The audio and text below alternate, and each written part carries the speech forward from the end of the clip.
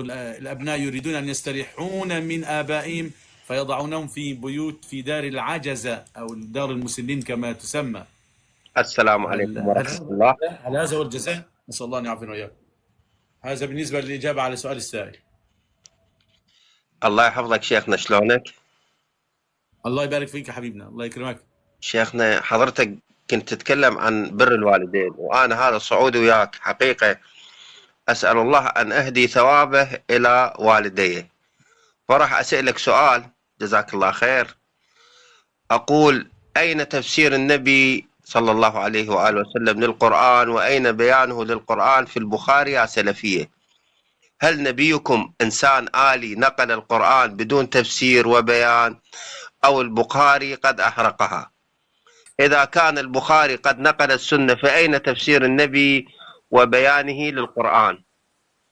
أين تفسير النبي للقرآن في البخاري؟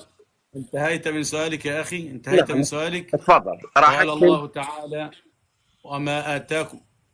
المشرف يغلق الصوت حتى يسمعني الجميع.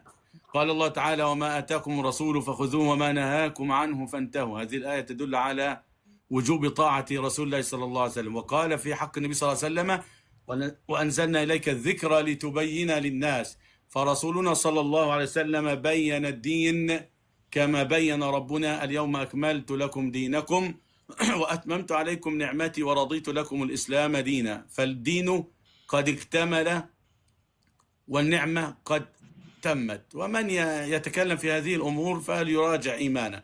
ثانيا، الإمام البخاري جمع سنة النبي صلى الله عليه وسلم ووضع شروطا في أعلى درجات الصحة من باب الأمانة العلمية، وبلغ عن رسول الله صلى الله عليه وسلم على قدر المستطاع. وباقي العلماء حفظهم الله ومن مات رحمهم الله عز وجل منهم بلغوا على قدر ما فتح الله عليهم. فالدين الحمد لله اكتمل والنعمة قد تمت، وبفضل الله عز وجل ليس هناك قصور. لكن تجد كثيرا في زماننا ما يسمى بالتفسير، تفسير ابن كثير والقرطبي والطبري.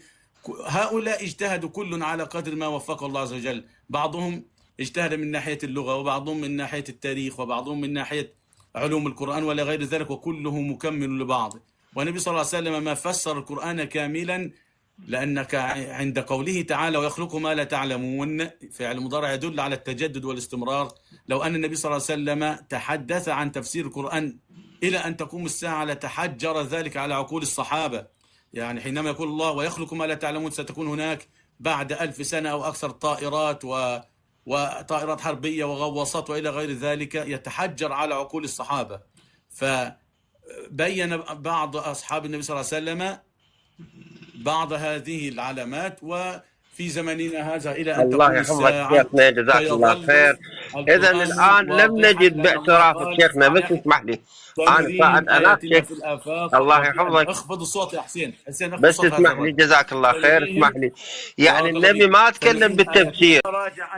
النبي يعني هل كان جهاز ريبورت مسجل مثل ما حضرتك الآن مسجل؟ كان ريبورت ما ناقل لتفسير القرآن؟ يعني النبي ما فسر القرآن؟ أعطيناك مجالك وزيادة. النبي صلى الله عليه وسلم فسر القرآن، لكن بعض التفسيرات التي كنا نحتاجها أخر الله عز وجل إلى قوله تعالى: سنريهم آياتنا في الآفاق وفي أنفسهم حتى يظل القرآن بكرا ومعجزا إلى أن تقوم الساعة. قال: فليكتبه، لا أحد يصعد، لا أحد يضيع علينا وقتنا.